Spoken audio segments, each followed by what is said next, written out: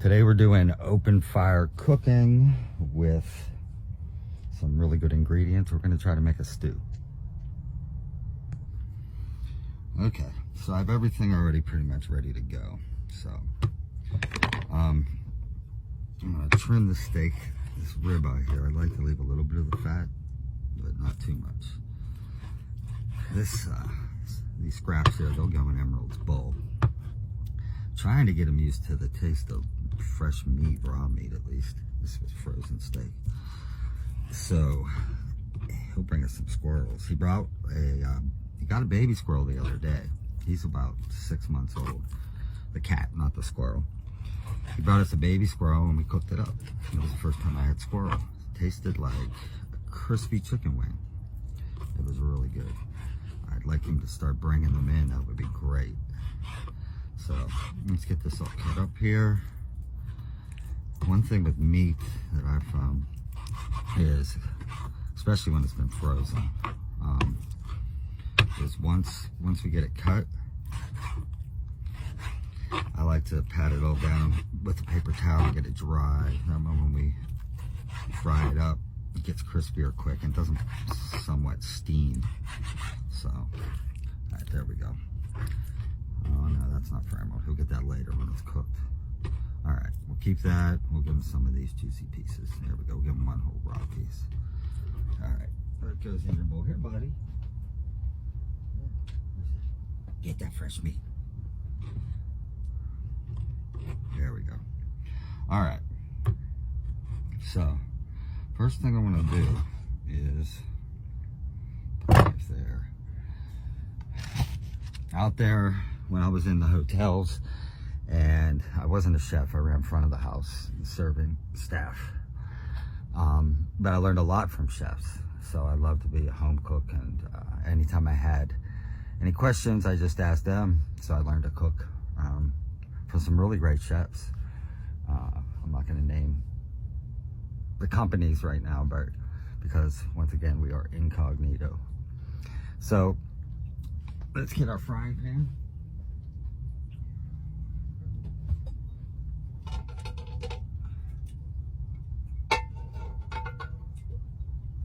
And what I'm going to do is I'm going to give it just a little spray first. Right here. Just a little bit. So let's get it in there, get it hot. Right. While that pan's getting hot, I'm going to show you what I already cooked this morning. This right here is a cornbread.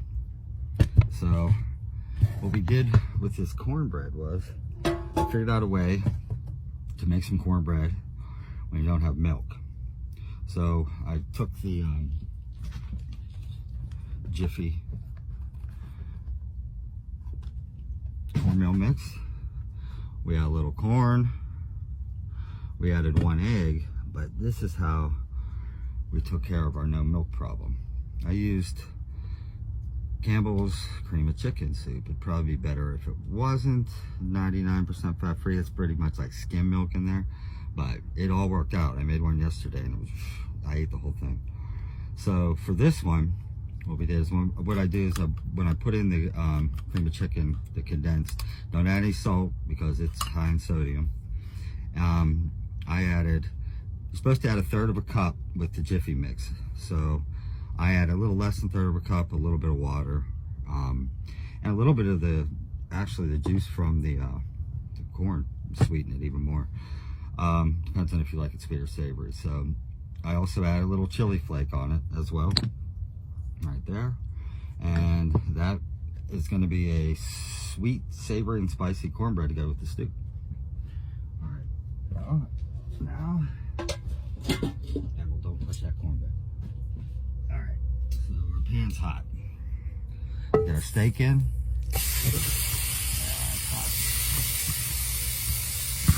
We're going right on the fire with this.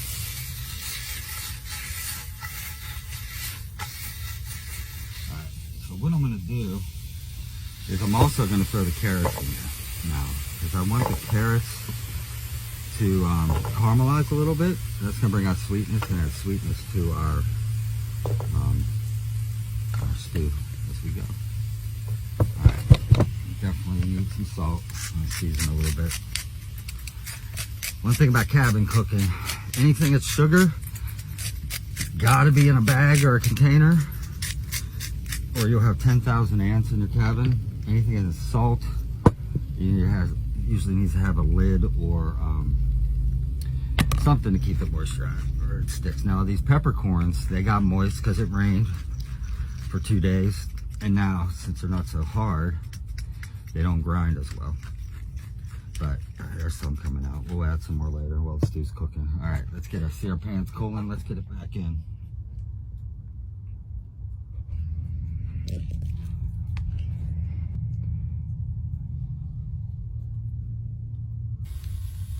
Okay, so this is what I mean about being creative.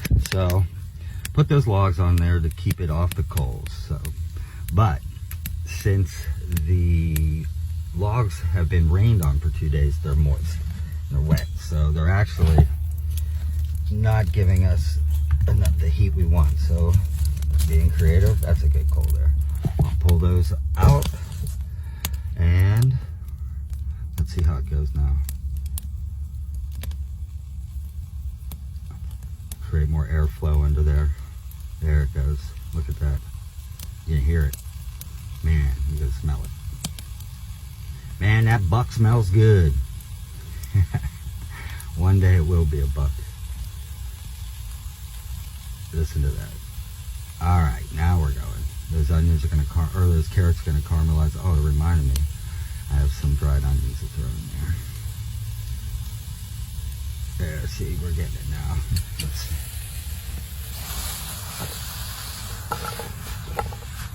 There we go. All right. Now we're gonna let it go. Then we'll put the rest of the ingredients together. All right. That's looking good.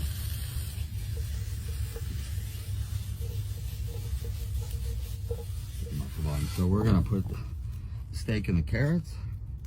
Dump that pan for now. In our wok, I'm gonna add some garlic.